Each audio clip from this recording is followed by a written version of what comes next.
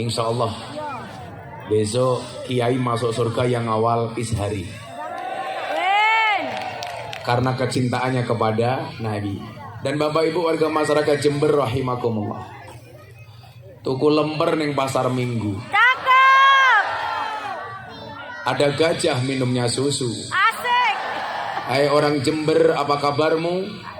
Izinkan Gus Miftah mengucapkan I love you. I love you too.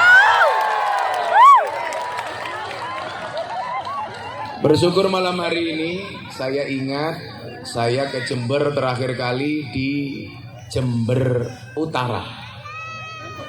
Satu-satunya kecamatan yang saya tidak berani nyingkat. Jember Utara. Disingkat menjadi Jember Utara. Dan akhirnya malam hari ini bisa sowan kembali di acara Maulid dan Hari Santri. Supaya tidak salah niat, saya dijazahi sama guru saya kalau hadir Maulid diperintahkan untuk membaca niat hadir di acara Maulid. Untuk itu mari kita baca bersama-sama. Bismillahirrahmanirrahim. Bismillahirrahmanirrahim. Nawaitu an ahduro al maulida mislama nawabidatin nabi sallallahu alaihi wasallam wa biniyati ziyadatil iman wat taqwa wal mahabbah wal qurbi ilallah wa ila rasuli sallallahu alaihi wasallam wa ila aslafina salihin. Al-Fatihah. A'udzubillahi minasyaitonir rajim. Bismillahirrahmanirrahim. Bismillahirrahmanirrahim. Bapak Ibu yang saya muliakan, di mana pentingnya nata niat. Imam Abu Dawud beliau meringkas semua hadis Nabi itu hanya dalam 4 hadis. Yang pertama adalah innamal a'malu binniyat wa innamal likulli imri'in ma nawa. Yang kedua min husnil islamil mar'i tarkuhu ma la ya'nihi. Yang ketiga al halalu bayyinun wal haramu bayyinun. Dan yang keempat innallaha thayyibun la yaqbalu illa thayyiban. Yang pertama innamal a'malu binniyat. Sama amalnya beda, niatnya hasilnya beda. Kenapa hadir di majelis maulid harus niat maulid? Karena kalau maulidan itu pasti ada pengajian, tapi kalau pengajian belum tentu maulidan. Sama halnya, kalau orang sholat itu pasti baca sholawat, tapi kalau sholawat belum tentu sholat. Kalau umroh itu, kalau haji itu pasti umroh, tapi kalau umroh belum tentu haji. Kalau nikah itu pasti kawin. Kalau kawin belum tentu nikah. Belum tentu nikah. Itu banyak terjadi di kota-kota besar. Nah, makanya kenapa kita harus niat? Mislama nawabi aslafuna solihun. Sebagaimana niat ulama-ulama salafus soleh. Saya sering bilang Pak Bupati, orang hidup itu hanya 3 N. Niteni, neroke, nambai. Kalau bahasa kampusnya ATM, amati, tiru, modifikasi. Tadi Pak Bupati pembukaan sambutan, saya banyak yang roaming nggak paham karena pakai bahasa Madura. Satu-satunya bahasa Madura yang saya pahami cuma 1 kalimat Pak Bupati, patek celeng. Gitu. Yang lain nggak paham saya. Asu ireng. Itu pun dulu saya dapatnya di Madura Pak. Iya. Karena saya dulu pernah di prank sama orang Madura, naik becak di Surabaya. Pas saya zaman masih ngaji di lokalisasi Doli. Saya turun dari bis mau ke Doli Pak, naik becak. Cak, saya mau ke Doli. Berapa? 50.000 waktu itu. Kok mahal banget Cak? Kan deket kelihatan. Agus, itu bintang juga kelihatan. Cangkeme wong Madura gitu. Itu bintang juga kelihatan. Emang Gus mau jalan ke sana katanya. Makanya kita kalau ngelawan orang Madura itu nggak ada menangnya, Pak. Nggak ada menangnya. Betul Bu? Nggak ada menangnya. Orang Madura kok dilawan. Nggak mungkin kalah Pak. Orang Madura itu kalahnya cuma satu. Kalau naik tentara atau polisi susah, karena berhitungnya nggak pernah benar. Kalau orang Jakarta, orang Jogja berhitung 1, 2, 3 masuk tentara. Orang Madura tuh 1 lah. Repot Pak itu. Nggak lolos Pak itu. Nggak lolos. Nah ibu bapak yang saya muliakan, kenapa harus maulid? Ini kan acaranya 2 maulid sama hari santri. Satu ketika baginda Nabi Muhammad SAW pernah memberikan khutbah di acara pengajian yang besar. Pengajian zaman Nabi itu ada 2, halaqoh sama jawiyah. Halaqoh itu pengajian yang besar, sementara jawiyah itu pengajian di sudut-sudut masjid. Jawi itu kan artinya sudut. Makanya kalau Bapak Ibu ke Masjidil Haram atau Masjid Nabawi, biasanya kalau habis sholat 5 waktu, itu ada pengajian-pengajian kecil. Itu namanya jawiyah. Bagi Bapak Ibu yang belum pernah berangkat Mekah Madinah, saya doakan mudah-mudahan segera dipanggil oleh Allah. Ya Rabbal Alamin. Amin toh. Segera dipanggil oleh Allah, amin. Kalau orang rampung cangkemnya ke susu. Segera dipanggil oleh Allah untuk ziarah Makkah Madinah. Amin. Amin. Santai saja. Allah tidak memanggil orang yang mampu, tetapi Allah akan memampukan orang yang terpanggil. Ini Nabi sedang khutbah. Di hadapan banyak orang, beliau berbicara tentang as-sa'ah, hari kiamat. Berbicara tentang prahara surga dan neraka. Saat beliau berkhutbah, ada orang Arab Badui memberikan somasi kepada Nabi. Orang Badui ini bertanya kepada Nabi, "Ya Rasulullah, mata sa'ah." Kanjeng Nabi, dari tadi Anda berbicara kiamat. Pertanyaan saya, kapan kiamat itu datang? Nabi mendengar tapi tidak menjawab. Beliau melanjutkan khutbahnya. Di tengah-tengah beliau berkhutbah, Badui Arab ini teriak lebih kencang lagi, "Ya Rasulullah, mata sa'ah." Kanjeng Nabi, dari tadi Anda berbicara kiamat, kapan kiamat itu datang? Untungnya Pak Bupati, ini Baduinya masih sopan, memanggil Nabi dengan ya Rasulullah, tidak jangkar. Makanya kita diingatkan oleh Allah dalam Al-Quran, la taj'alu du'ar rasuli bainakum kadu'a ibadikum ba'do. Kita itu gak boleh jangkar. Jangkar bahasa Maduranya apa ya? Mapas. Makanya kenapa dalam hasanah Ahlussunnah wal Jamaah kita menggunakan Allahumma sholli ala Sayyidina Muhammad. Sekarang kita ngaturi Pak Bupati saja kalau sambutan, yang terhormat Bapak Bupati, Bapak Hendi, yang terhormat Bapak Kapolres. Masa dengan Kanjeng Nabi kok jangkar? Apalagi kalau Anda main ke keraton, Pak. Orang keraton tuh gelarnya subhanallah, GBPH, Gusti Bendoro Pangeran Haryo, KPH, Kanjeng Pangeran Haryo, KRMT, Kanjeng Raden Mas Tumenggung. Ada lagi RM, Raden Mas, BRAY, Bendoro Raden Ayu. Kalau saya ini KSM, Kiai Singgol Modot. Wah. Itu gelarnya luar biasa. Itu bentuk apa? Takdiman wa takriman wa mahabbatan. Mergo tresno. Allah itu memanggil nama Muhammad jangkar itu cuman sekali ketika ketemu di alam langit. Selebihnya beliau selalu memanggil dengan kalimat ya Rasulullah, ya Nabi Allah, ya Muzammil, ya Mudaththir, Yasin, Toha, dan lain sebagainya. Itu menunjukkan Allah ngajari sopan kepada kita. Makanya jangan jangkar. Tapi juga saya minta MC pengajian, kalau manggil kiai itu jangan berlebih-lebihan. Kadang-kadang manggil kiai acara selanjutnya tausiah akan disampaikan oleh sahibul fadilah wal karomah. Itu bagi saya berlebih-lebihan, musrif.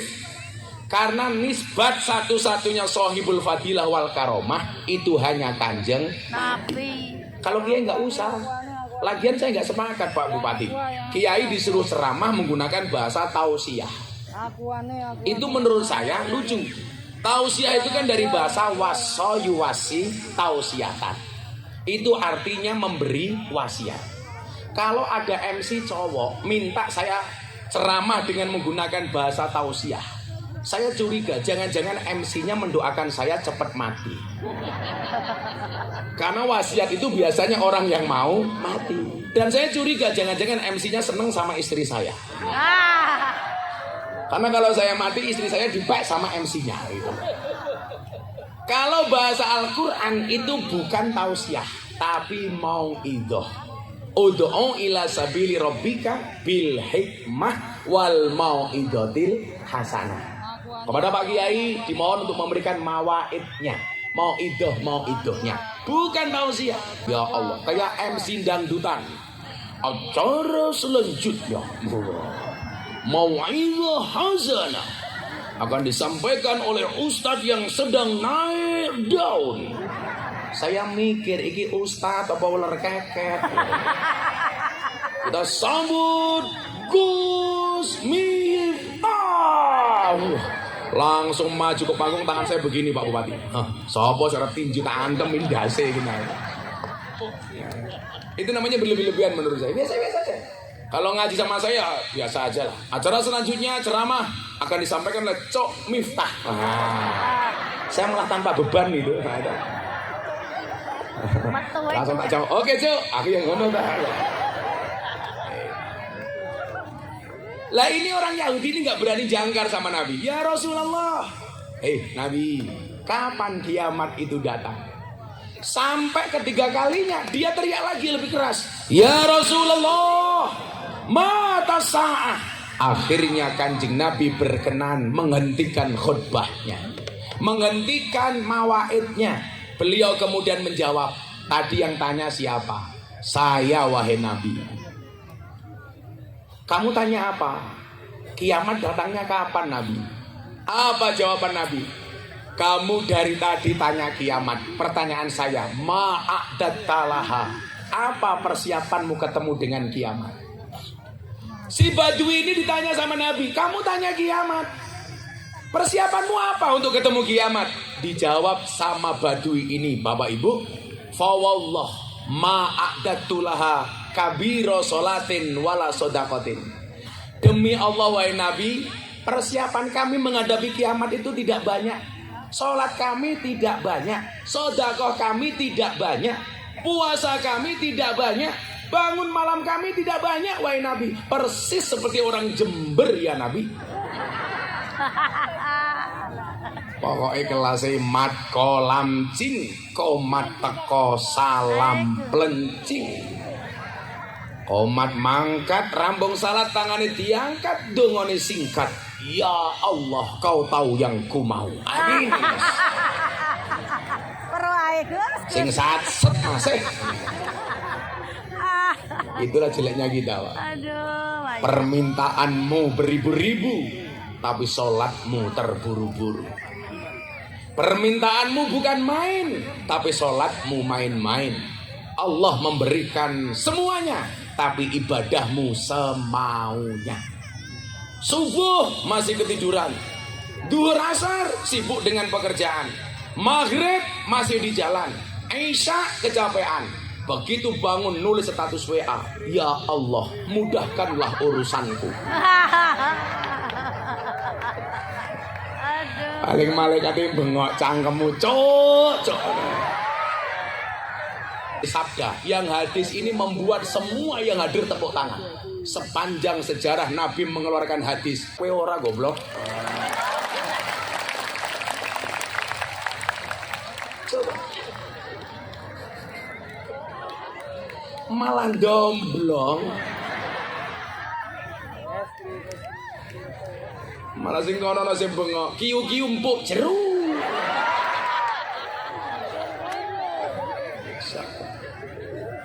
Ini kan menjadi kabar gembira untuk kita Pak Bupati. Yang ibadah kita pas-pasan, yang ibadah kita itu standar-standar saja. Tetapi dengan rasa cinta itu mampu menghantarkan kita di surga bersama orang yang dicintainya. Bengoknya lek banget. Malah kaya wong kesantet yu. Maka Bapak yang saya muliakan, kalau hitung-hitungan ibadah Mungkin kita nggak pantas masuk surganya Allah. Tetapi gara-gara Nabi mengatakan ini menjadi kabar baik bagi kita. Makanya kenapa Imam Syafi'i mengatakan uhibbus solihina walastu minhum la'alli an anala bihim syafa'ah. Saya mencintai orang soleh walaupun saya bukan orang soleh. Kenapa? La'alli an anala bihim syafa'ah. Saya berdoa berharap mudah-mudahan mendapatkan pertolongan dari orang soleh. Apalagi Pak kita cinta Nabi. Saya kasih cerita Bapak Ibu. Saya punya penggemar di pedalaman Kalimantan. Anaknya hamil 3 bulan. Tiap malam kalau tidur ngelindur nyebut nama Gus Miftah. Kenapa? Setiap mau tidur pasti lihat YouTube. Nyebut nama saya. Untung orang pedalaman Kalimantan Pak Bupati yang ngelindur. Coba kalau anak bupati cewek, kan dikira yang menghamili aku. Emangnya aku cowok apaan? Tadi Pak Bupati tanya, Gus kita kalau pergi sekali pulang berapa lama Gus? Saya minimal 10 hari baru pulang. Saya kemarin berangkat tanggal 14, baru besok pulang sampai Jogja tanggal 26. Jadi 12 hari. Jadi hidup saya itu apa-apa cukup Pak Bupati, kecuali satu, kelon.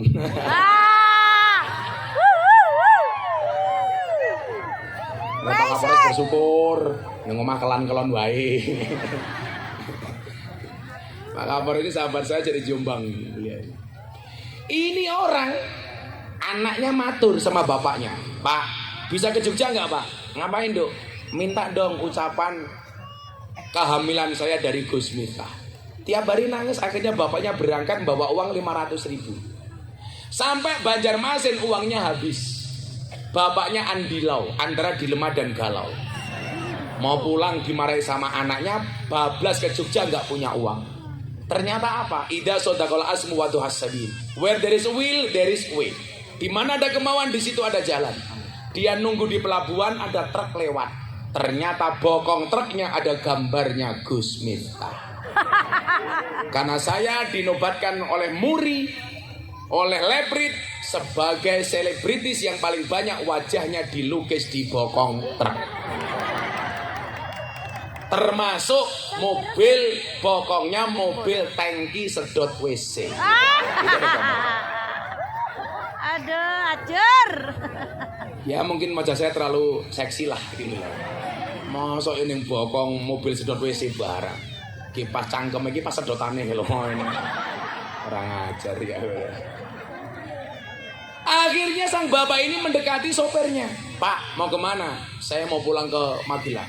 Habis antar sayuran dari Banjarmasin. Saya mau pulang. Loh kenapa kok truknya digambari Gus Miftah? Saya jamaahnya Gus Miftah.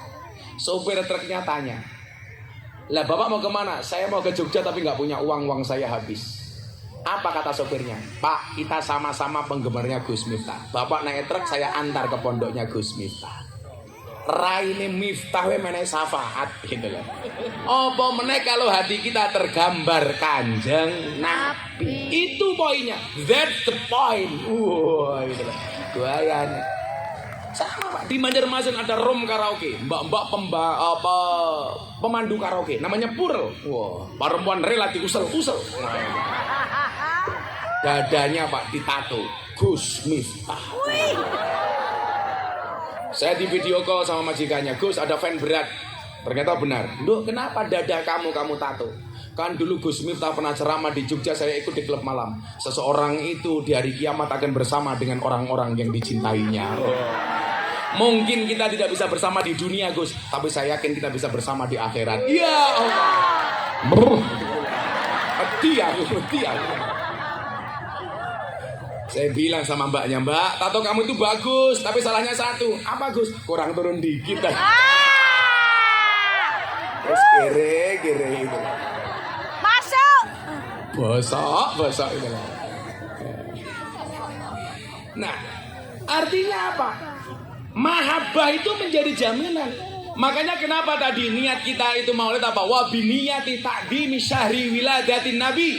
Niatnya apa Pak? Memuliakan hari kelahiran Nabi. Abu Lahab saja yang jelas-jelas jeleknya dinas sama Al-Quran. Tabat syada Abi Lahabi watab. Gara-gara dia bersuka cita dengan hari lahirnya Nabi, siksanya setiap hari Senin dikurangi oleh Allah. Bagaimana kalau hati kita ini mencintai Kanjeng Nabi, padahal kita pengikutnya Kanjeng Nabi? Ketika Siti Aminah melahirkan, cahaya dari rumah Siti Aminah tembus sampai langit, munawwarah bercahaya. Abu Lahab bertanya kepada pembantunya Suwaibah, itu cahaya apa wahai Suwaibah? Dulurmu nglairke wahai Abu Lahab. Saking senengnya, Suwaibah diminta datang ke rumahnya Siti Aminah. Hari itu Abu Lahab bikin kopi sendiri, bikin sarapan sendiri. Saking bahagianya, Suwaibah dilepas dari hamba sahaya. Itu saja mendapatkan keberkahan dari Allah. Setiap hari Senin, siksanya Abu Lahab dikurangi oleh Allah. Padahal bosoknya Abu Lahab itu dinas oleh Al-Quran. Lah bosoknya jenengan nak sing ngomong mau tanggane. Abu Lahab Allah, Pak. Makanya ibu-ibu Jember kalau ada orang ngiri, kamu gak usah marah. Kalau ada orang ngiri, kamu nganan. Ada. Nanti lah pada-pada ngiri tabrakan, Pak, gitu. Maklum lah, orang Jawa itu kan punya prinsip. Sing lakoni adem ayam, sing nyawang kakean Cakep. Betul, Bu? Betul. Ya. Siapa pelakunya? Ya yang teriak betul itu sendiri. Nah, Nabi ini didesain oleh Allah, Bapak Ibu, menjadi pemberi syafaat, pemberi hak prerogatif. Kenapa? Karena Nabi kita itu bukan main-main. Dari 124.000 Nabi, yang 3.000 diantaranya menjadi Rasul, yang 25 wajib diketahui, yang 5 mendapatkan gelar ulul azmi. Yang bisa bercakap-cakap langsung dengan Allah itu kan hanya 2. Satu Nabi Musa, wa kallamallahu Musa taklima. Yang kedua Nabi Muhammad. Maka sebenarnya orang Jember ini, mohon maaf, minimal lah 25 Nabi itu dihafalke itu. Makanya kenapa kalau di pondok kita diajari akidatul awal, tafsilu khamsatin wa isrina lazim kullamu kallafin fahaqiq watanim hum adamun idrisu nuhun huduma soleh wa ibrahim kulun mutaba lutun wa ismail Ishaku kada Yaqubu Yusufu wa Ayyubu tada Syuaib Haruna wa Musa wal Yasa Dzulkifli Dauda Sulaimanu taba Ilyasu Yunusu Zakaria Yahya Isa wa Toha Khotimun Dahoya alaihimu sholatu wassalamu wa alihim madamatil ayamu. Ini yang bisa ngomong sama Allah cuma 2, Musa. Apa yang membedakan pertemuan Musa dengan Nabi Muhammad, Pak Bupati? Banyak perbedaan. Yang pertama, Nabi Musa itu ketemu dengan Allah. Nabi Musa yang menginginkan. Sementara Allah ketemu Nabi Muhammad, Allah yang menghendaki.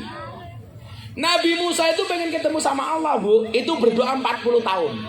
Wong Bupati, wong Jember rungono. Nabi Musa yang nabi saja berdoa 40 tahun baru dikabulkan.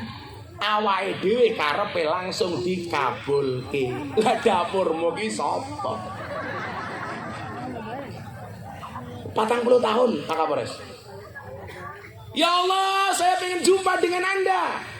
Tapi anak-anak muda Jember saya kasih tahu, secinta-cintanya kamu dengan Allah, please jangan berinisiatif untuk menemuinya. Bablas kok, Pak. Ini minta sama Allah, akhirnya dikabulkan. Begitu setelah 40 tahun, Allah kirim kabar kepada Musa melalui DM. Musa, temui aku sekarang. Di mana Tuhan? Bukit Tursina. Nabi Musa lari ke Tursina. Begitu mau jumpa dengan Allah, Nabi Musa menggunakan sandal. Dan ternyata Allah katakan kepada Musa, copot sandalmu Musa. Kamu injak-injak bukit ini, karena bukit ini akan menjadi tempat yang suci, karena menjadi tempat pertemuanku dan pertemuanmu. Nabi Musa kok nyopot sandal. Ketika Nabi Muhammad sowan Allah dikancani karo malaikat Jibril, beliau mengikuti jejaknya Musa, sandalnya dicopot. Allah katakan kepada Nabi Muhammad, Muhammad kekasihku, jangan kamu copot sandalmu.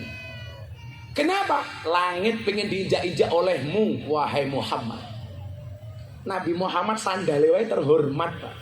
Mila saiki gua ya kiai iki lho, ya Allah, sandale yo munggah panggung tak kandhani itu. Ini Nabi Muhammad sandalnya gak boleh dicopot, bro. Sandalnya saja terhormat. Kemudian perbedaan selanjutnya apa? Allah mempunyai 70.000 hijab. Ketika ketemu dengan Nabi Musa, hijabnya baru dibuka satu. Nabi Musa langsung terlempar dan terhempas. Gak kuat melihat nurnya Allah. Bahkan disebutkan dalam sejarah, dalam riwayat, ketika Nabi Musa terhempas, dia pingsan. Di jidatnya masih tersisa nurnya Allah. Ada orang melihat batuknya Nabi Musa langsung buta. Bagaimana dengan Nabi Muhammad?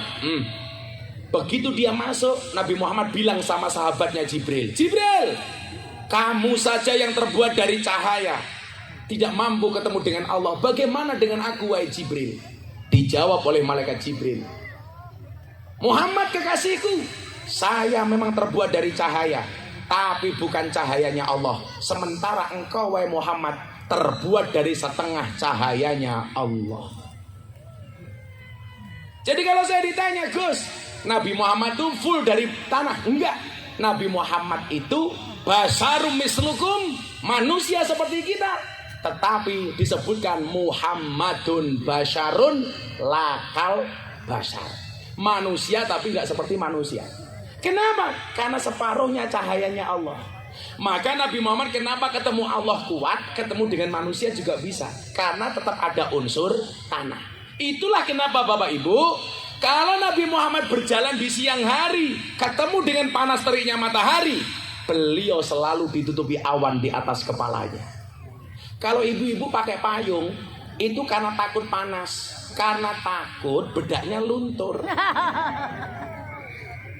Loh, sekarang investasi terbesar perempuan itu, Pak, itu wajah. Makanya ibu-ibu dari tadi kipas-kipas itu bukan karena takut panas, takut alisnya geledek. Saya kemarin pengajian di Surabaya punya temen orang Madura, alisnya Pak Bupati Subhanallah kayak celurit, Pak. Ini Nabi tertutup awan, bukan karena Nabi takut panas, tetapi matahari yang malu bertemu dengan Nabi. Karena cahaya matahari bisa hancur ketika harus bertemu langsung dengan cahayanya Nabi Muhammad SAW. Itulah kenapa kemudian Syekh Al-Barjaji mengatakan anta syamsun, anta badrun, anta nur, fauqa nur. Ini bukan manusia biasa, Bu. Makanya Habib Lutfi itu marah kalau ada orang menerjemahkan ana basarum mislukum. Kanjeng Nabi itu manusia biasa. Anda salah. Nabi Muhammad itu manusia biasa yang disifati dengan sifat yang luar biasa. Pertanyaannya, kenapa sisi kemanusiaan Nabi itu justru diperlihatkan? Karena Allah ingin memberikan pelajaran kepada kita. Hebatnya Nabi Muhammad bukan karena tingginya mukjizat, tetapi karena bagusnya akhlak. Berangkat dari pengalaman Nabi Isa. Nabi Isa itu, Pak, itu Nabi yang diaudit sama Allah. Kenapa? Karena terlalu sakti. Tugasnya Nabi Isa itu ngajak umat untuk nyembah Allah. Gara-gara Nabi Isa terlalu sakti, salah kedaden, malah disembah dewe. Makanya Nabi Muhammad itu mukjizatnya biasa-biasa mawon. Bahkan sisi kemanusiaannya ditampakkan di hadapan orang. Beliau kalau makan di depan rumah sambil ngangkat kaki seperti ini, supaya orang tahu bahwa Nabi Muhammad itu juga lapar kalau nggak makan. Tidur kadang-kadang di dalam masjid, supaya orang juga tahu bahwa Nabi Muhammad itu kalau ngantuk juga tidur. Tapi bedanya Nabi dengan orang Jember satu. Nabi itu mangane titik, turune titik. Lawang Jember titik-titik, mangan titik-titik, turun.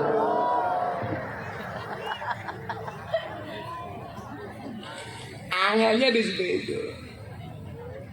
Makanya Kanjeng Nabi itu sehat, Pak Bupati, karena pola makannya diatur. Beliau juga makan tapi diatur.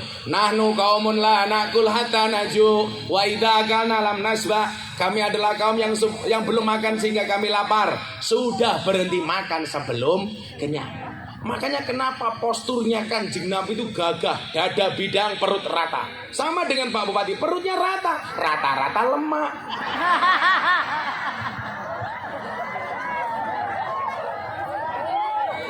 Kena wes. Tadi Pak Bupati saya tanya, Pak Bupati olahraganya apa? Ternyata beliau olahraganya jalan. Kalau saya kan naik sepeda, saya nge-gym. Kalau Pak Bupati ini jalan. Tapi kalau saya disuruh milih Pak Kapolres, olahraga jalan apa lari? Saya pilih olahraga jalan. Pilihan Pak Bupati tepat. Kenapa harus milih jalan Pak Bupati? Karena hidup itu tentang perjalanan, bukan tentang pelarian.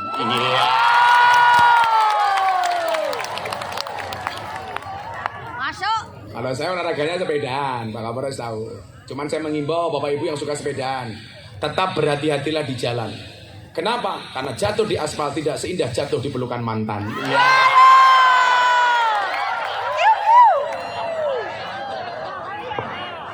Sangel, angel itu. Gak bahaya tak? Nabi Muhammad tuh betul-betul didesain bagaimana kemudian kita gampang nyontoh. Gampang nyontoh. Dan pola beragamanya Nabi itu asik Pak itu. Makanya kenapa tadi dalam surat Al-An'am ayat 48 saya bacakan satu ayat. Wa ma nursilul mursalina illa mubasyirina wa mungdirin. Pola dakwanya Nabi itu harus mubasir, baru mundir. Jangan mundir dulu baru basir. Digawe seneng dulu aja Pak. Makanya Nabi itu juga senang sama orang lucu. Siapa? Nuaiman, sahabat Nabi yang paling lucu, bahkan paling coro bahasanya orang Jember apa? Paling gateli. Itu namanya Nuaiman Pak. Pagi-pagi Nuaiman bawa bakul makanan ke rumahnya Nabi. Wah, Nabi batin. Nuaiman traktir aku. Begitu makan kenyang, Nuaiman pergi.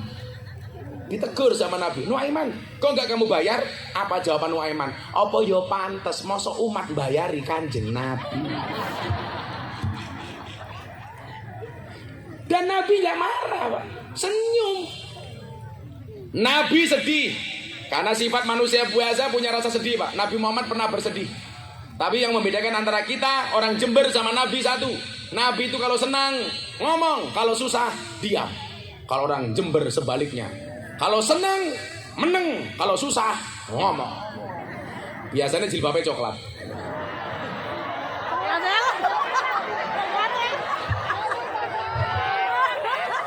Yang jilbabnya putih insya Allah Tambah nemen. lebih parah. Nabi itu susah. Siapa bilang Nabi gak pernah susah? Istrinya meninggal Siti Khadijah ya susah. Pamannya meninggal susah. Kalah perang di Uhud susah. Ini menunjukkan Nabi juga manusia biasa dengan sifat yang luar biasa. Nuaiman itu berusaha bagaimana membuat bahagia Nabi. Nuaiman ingat, Nabi itu paling seneng makan daging kambing. Saya mengatakan begini Pak Bupati, hewan terbaik di muka bumi itu domba, kambing. Buktinya apa? Ketika Nabi Ibrahim menyembelih anaknya Ismail, Allah menggantikannya dengan domba. Kalau memang yang terbaik unta, pasti diganti dengan unta. Tapi persamanya satu, mau domba, mau kambing, mau sapi, mau unta, pasti berjenis kelamin jantan. Kenapa hewan kurban itu harus jantan? Jawabannya jelas. Karena kalau betina, jangankan berkorban, mengalah saja tidak mau. Oh, betul, betul. Masuk.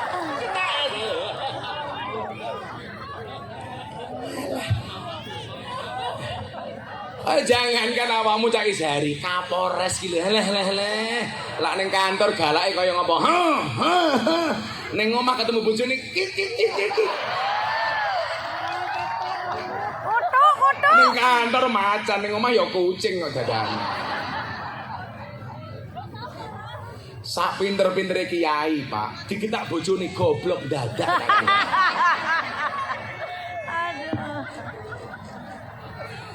Klaster manusia terkuat di muka bumi adalah emak-emak. Mama itu bisa Pak melakukan satu waktu melakukan banyak aktivitas. Sikile ngepel, tangannya rajang-rajang, nyambi nyusoni anaknya, cangkeme karo ngomeli bojone itu bisa. Itu multitasking bahasa Inggrisnya itu. Kok akeh sing Multi bener? talent pokoknya. Wah bisa. Dan saya mencatat perempuan tuh karakternya satu. Kalau disakiti nggak pernah lupa, kalau menyakiti nggak pernah ingat. Itulah perempuan. Oh. Ibu Bupati langsung WA Pak Bupati. Mas, sesuk rasa diundang meneh.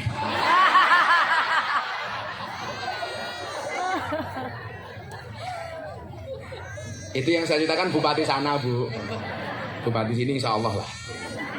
Oh, tenang. Akhirnya apa? Nuaiman ke pasar.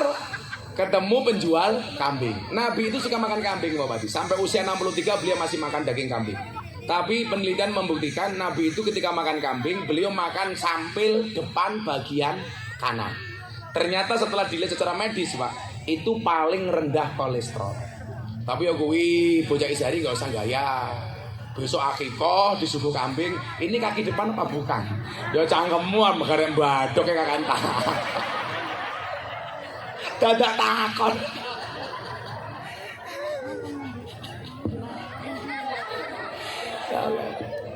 Dapat 2 kambing.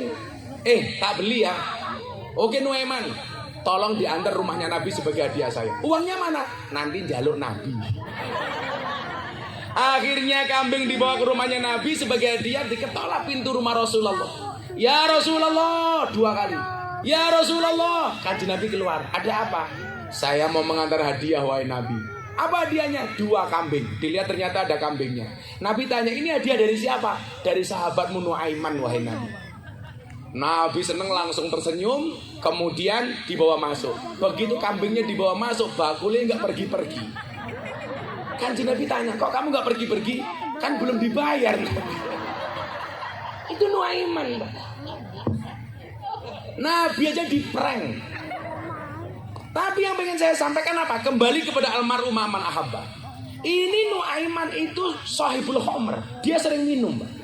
Tapi kalau minum dia itu di hadapan Nabi supaya langsung dihukum. Ini sahabat-sahabat tuh banyak yang melaknat Nuaiman. Dasar kamu Nuaiman ahli maksiat. Nabi membela, Pak. La tal'anhu fa innahu yuhibbullah wa rasulah. Kamu jangan melaknat Nuaiman. Dia walaupun ahli maksiat, hatinya masih mencintai Allah, masih mencintai Rasulullah. Inilah alasan kenapa saya ngaji di klub malam lokalisasi dan lain sebagainya. Ramadan kemarin Pak Bupati saya bagi 580 mukena untuk para begenggek di Gang Sono Pasuruan. Saya bagi 580. Akhirnya mereka Ramadan traweh menggunakan rukuh dari Gus Miftah. Selesai traweh kerja lagi. Cari maisha, alasannya cari THR, Pak. Saya tanya, laku Mbak? Alhamdulillah bah laku. Kok bisa? Nggih, berkah Ramadan. Berkahmu kena katanya. Pokoknya la tal'anu fa innahu yuhibbullah wa rasulah. Karena alaihissallahu bi ahkamil hakim. Yang pengen saya sampaikan apa? Kenapa kok hari ini kita harus cinta sama Nabi? Ketika Nuaiman mati, Nabi dikabari, Nabi, Nuaiman mati, Nabi. Nabi sedih, Pak. Beliau yang berkenan datang ke rumah Nuaiman, kemudian memandikan jenazah Nuaiman, mengkafankan, mensolatkan, bahkan menguburkan. Kulit yang tersentuh dengan kulitnya Nabi haram tersentuh panasnya api neraka. Masya Allah, ini hanya Nabi itu bisa mendengar percakapan kubur. Begitu semuanya pergi, Munkar Nakir datang. Anda tahu kalimat pertama yang keluar dari Munkar Nakir? Munkar Nakir itu orangnya sangat-sangat kasar dan menakutkan. Lebih menakutkan daripada Kapolres.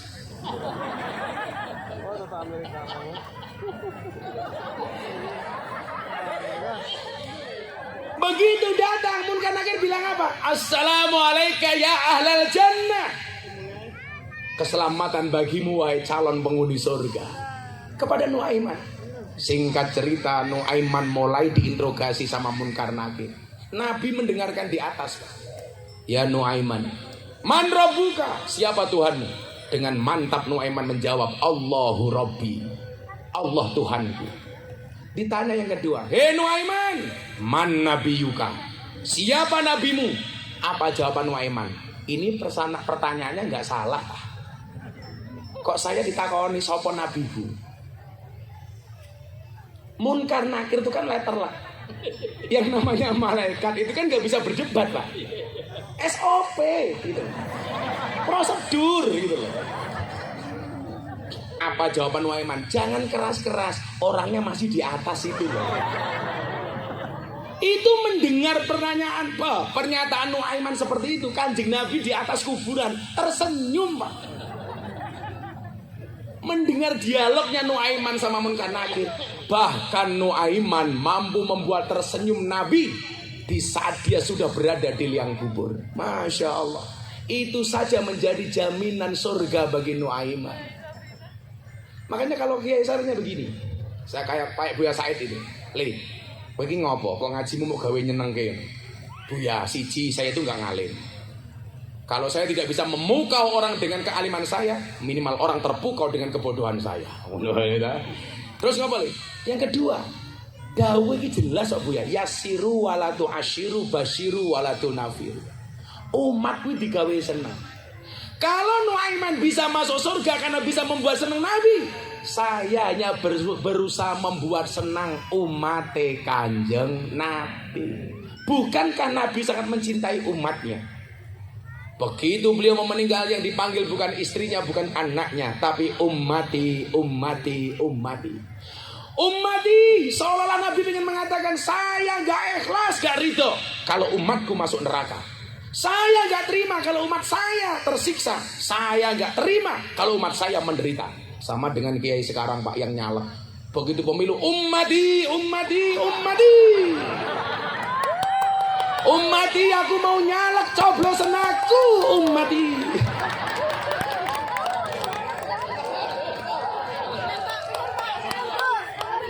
Capek MI. Adewer.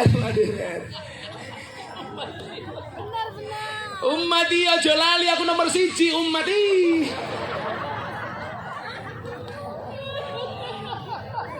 Ayo Gus Amin di Gus Amin. Ummati, aku bangun masjid, semene endi ummati. Ya Allah, ini rasa cinta Pak. Lah Nabi mengelolanya mubasyir, dibuat seneng Pak. Makanya birokrasi di Jember, apalagi Jember Jember jembatan menuju barokah. Barokah itu artinya ziyadatus sa'adah wal mahabbah. Harus nambah rasa cintanya, harus nambah rasa bahagianya. Jadi kalau warga Jember datang ke kantor bupati kok tersenyum, biti binafsin, full senyum, berarti bupati ini sukses. Bahagia Pak. Bahagia rakyatnya, bahagia bupatinya. Masuk kantor polisi kok full senyum, berarti hebat Kapolresnya. Kan slogannya polisi jelas kok, melayani, melindungi, mengayomi. Melayani ya harus full senyum. Bagaimana pelayanan yang full senyum? Dibuat birokrasi yang sesimpel mungkin. Contoh, pembuatan SIM. Makanya Pak Kapolri itu sadar, selama ini gawe SIM itu dipersulit. Sekarang diratifikasi, dibuat mudah ya Pak Kapolri. Dulu alah kok jangankan rakyat tes gawe SIM kok lulus, polisi ini dewe lo ora lulus, aku yakin. Yang namanya orang jalan itu kan beloknya cuma 2 Pak Bupati, kalau nggak ke kanan kiri. Gawe SIM ke tes ya Allah, kaya wong nguyuh gawe angka 8 Pak.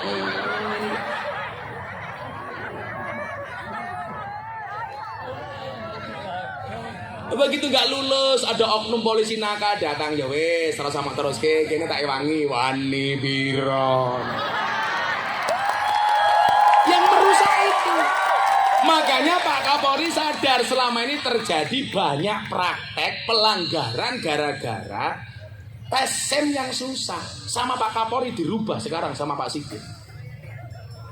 Maka saya bilang kemarin ketemu Pak Sigit terakhir, polisi saya itu sapi ndak. Kemarin jatuh sampai 20% tingkat kepercayaan masyarakat. Sekarang 78%. Oh itu polisi sekarang Pak. Yang rusak citra polisi itu menurut saya cuma satu Pak. Polisi ciluk Pak. Lampu merah, belok kiri, kita terus ngeng, marah-marah. Iya. Lihat yo, wis kurang ajar ini lihat. Lah sampai ana sing ngono ki Jember Awas lihat.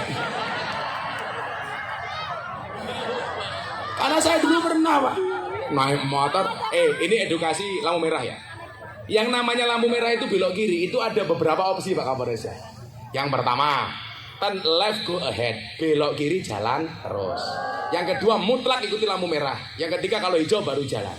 Lah saya turn left go ahead, belok kiri jalan terus. Aku maku ngoeng dicegat. Iya.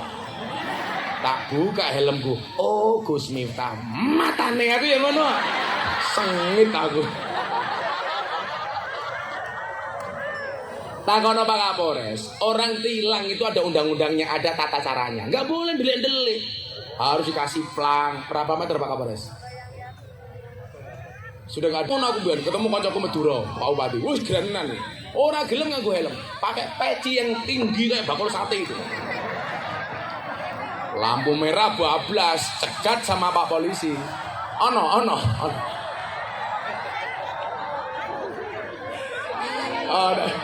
Duur gitu kan. Lampu merah bablas, cegat sama polisi di Jogja. Ini bakul sate di Jogja kan, bakul orang Madura. Nanti Pak, Anda melanggar lampu merah. Dia ditilang 1 karena nggak bawa SIM, nomor 2 lampu merah, nomor 3 nggak bawa helm. Ini teman saya Madura ngeyel. Kalau saya ditilang gara-gara lampu merah, saya setuju. Kalau saya ditilang gara-gara nggak bawa SIM, saya setuju. Tapi kalau saya ditilang gara-gara nggak pakai helm, saya nggak setuju. Kenapa, Cak? Saya mau tanya. Helm itu fungsinya apa? Untuk menjaga keselamatan, Cak. Nah, berarti kalau pakai helm dijamin selamat. Ya nggak begitu juga, Cak. Orang Madura dilawan, Pak, itu loh. Akhirnya dia bilang, sekarang dites saja Pak Polisi. Tes bagaimana, Cak? Lebih kuat mana peci saya apa helmnya? Caranya bagaimana Kak? Gampang, helmnya dibanting, peci saya dibanting. Yang pecah yang mana? Madura. Ya sing pecah ya helmnya goblok aku. Terus lah, kayak kemarin himbauan Pak Polisi terakhir. Gak boleh menggunakan sandal kalau naik motor. Itu bukan kewajiban, gak wajib. Himbauan. Supaya apa? Mengurangi dampak dari insiden kecelakaan. Lagian polisi ini takut Pak Bupati. Kalau yang pakai sandal naik motor, sandal jepit itu ibu-ibu. Kalau sampai ditilang sama Pak Polisi, bahaya Pak Polisi. Berpotensi sandal jepit yang napui cangkeme polisi. Yang ngerti dhewe wong wedok Pak. Rating kanan belok kiri. Rating kanan nggak belok-belok. Ora rating malah belok. Selawatan di sini, selawatan ya. Mau selawatan Bu? Selawatan. Shollu ala Nabi Muhammad. Selawatan apa jaluke? Anak soleh. Nemen. Berarti nanti. Yang nafsuti, yes. Wes mbuh mumet dasku. Wes lagune Gus Miftah. Bapak eno ibu mus boyo sing banter cinta Nabi 5. Ayo menuju Jember berkah. Yang penting bukan Jember Utara. Bapak eno ibu mus Kakang Ansor Adevataya tahlilane saben malam mulai tahlilan padha nggawa Berkat. rahmat Kang berkat sing bumi milih berkat napa rahmat berkat tahlilane saben malam mulai tahlilan padha nggawa Rahmat. flash HP-nya dihidupkan, kita sholawat, kita buat Jember bersih, ngaji dan bersolawat dari Jember untuk Indonesia. Mari ngaji dan bersolawat dari Jember untuk Indonesia. Sholatullah Salamullah. ala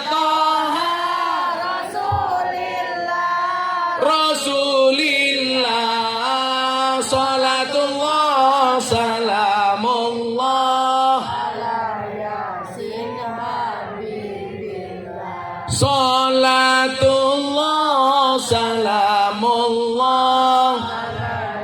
Tolong diaminkan, anaknya tak dongake. Bocah cilik diwulang ngaji, sesuk yen gedhe dadi kiai, dadi kiai. Amin. Urip pisan aja mung dolanan, ayo sregep derek pengajian. Urip pisan aja mung dolanan, ayo sregep derek sholawatan. Sholatullah ala Toha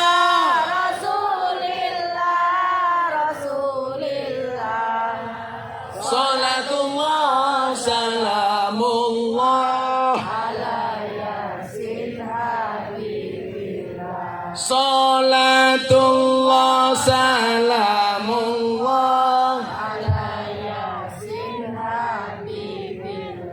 Sallu ala Nabi Muhammad. Alhamdulillah.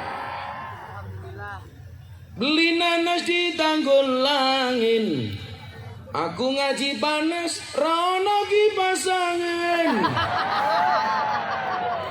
Aduh. Sumo aku. Lali le.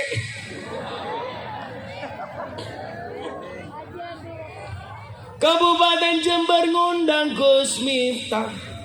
Bupati Hendi lumayan gagah, lumayan gagah. Tapi sayang senajan gagah, bojone ora nambah-nambah.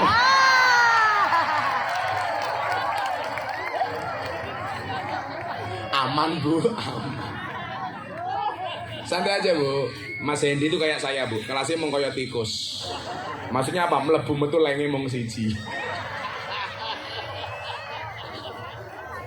Oh Gus Firjon baru nyampe.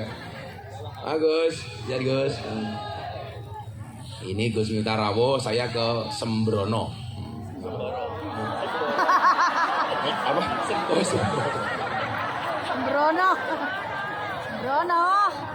Ngantuk sing sembrono marine. Lanjut delete meneh.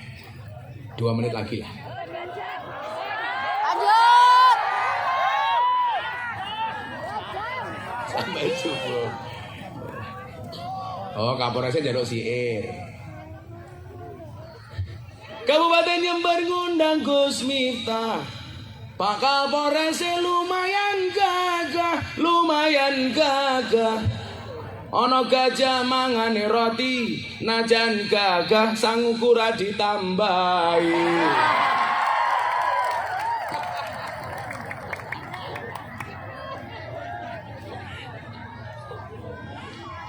Sebenarnya Pak Kapolres sehat santai bro. Kapoldane adalah koncoku, Pak Imam Sugiyanto.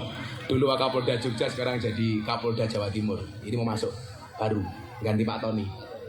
Lah Pak Bupati Jember panik kayak Pak Tony ya. Kayak Kapolda sekarang. Gila. Perutnya sama-sama besar. Saya tadi pas makan sama Bupati bilang, saya dulu juga sempat gemuk kayak Pak Bupati, bahkan lebih gemuk saya. Saya dulu 108 kilo. Hidup saya berubah total gara-gara saya membaca Sirah Nabawiyah kesehatan Kanjeng Nabi. Nomor 2, ada penelitian di Rumah Sakit Jogja. Cowok itu kalau perutnya besar biasanya burungnya kecil. Biasanya gitu. Aduh. Ini nggak biasa kalau ini. Aduh, wes buka kartu.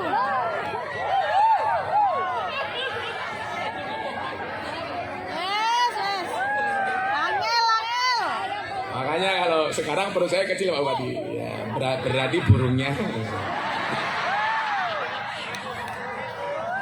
Dulunya juga kecil. Malah sepil. Wa ma nursilul mursalina illa mubashirina wa mundhirin.